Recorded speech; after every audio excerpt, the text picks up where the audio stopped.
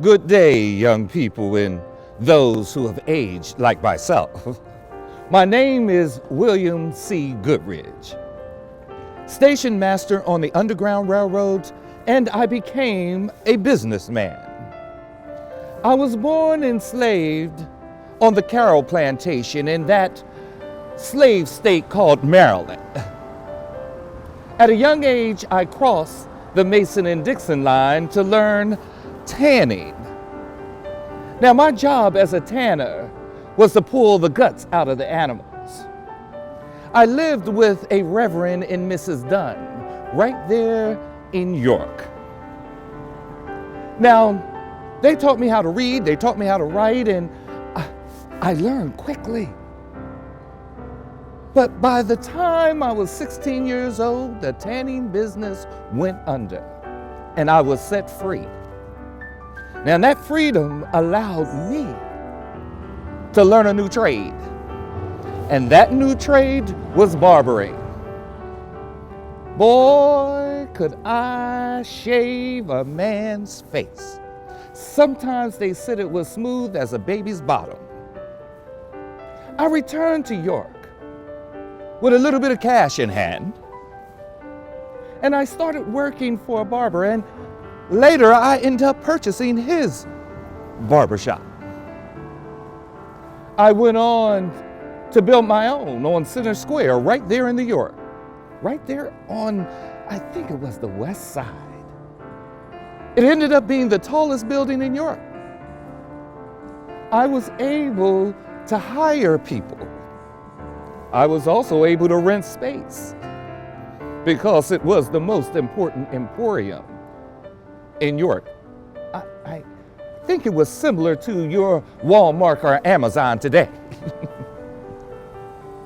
So as a businessman, it afforded me a chance to do something that was always in my heart, always burning. And that was to see my people in a freer space. That's why I became the station master on the Underground Railroad, and that's why there was always a bounty on my head, but they could never, ever catch me.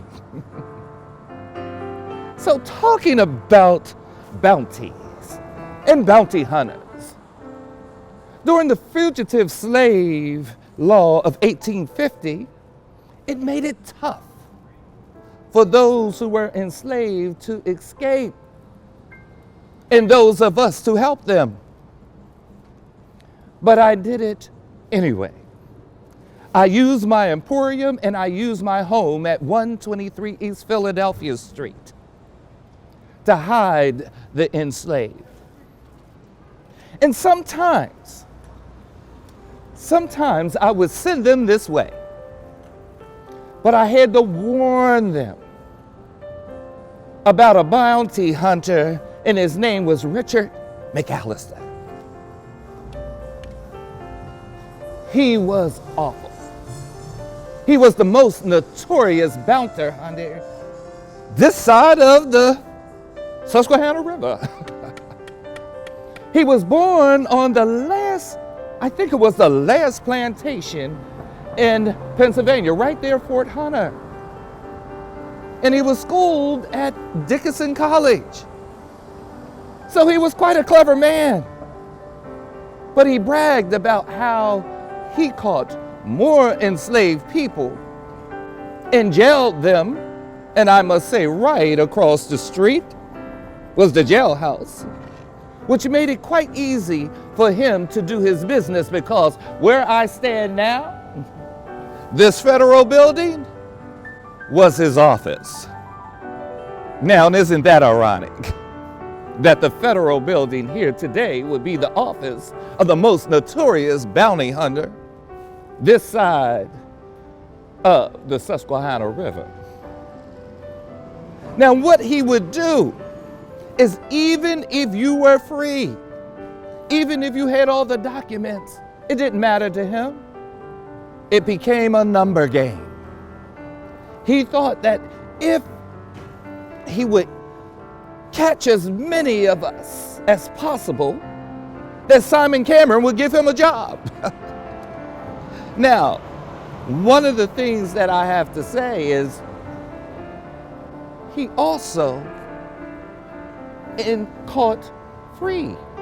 So, we must be careful here. Because if there's any remnants of him still being here, we are all in trouble. He would at night hold hearings right across the street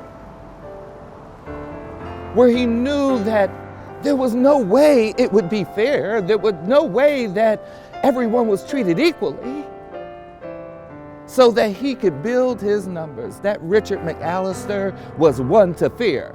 Now, I don't know today whether this federal building was built here just to represent such a man as Mr. McAllister.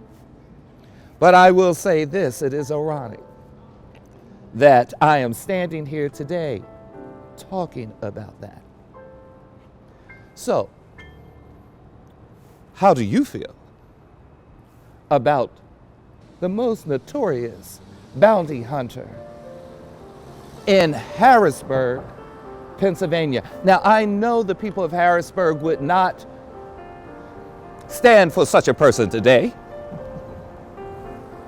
but if he were here, many of us will still be in trouble. He also went to Lancaster as well, that's my understanding, and a few other places. But he couldn't do his business that well in York, because I had, using the vernacular you said today, I had that laid down. So I'm happy to be here today, and hopefully you will see more of me. William Goodridge, station master on the Underground Railroad and successful businessman.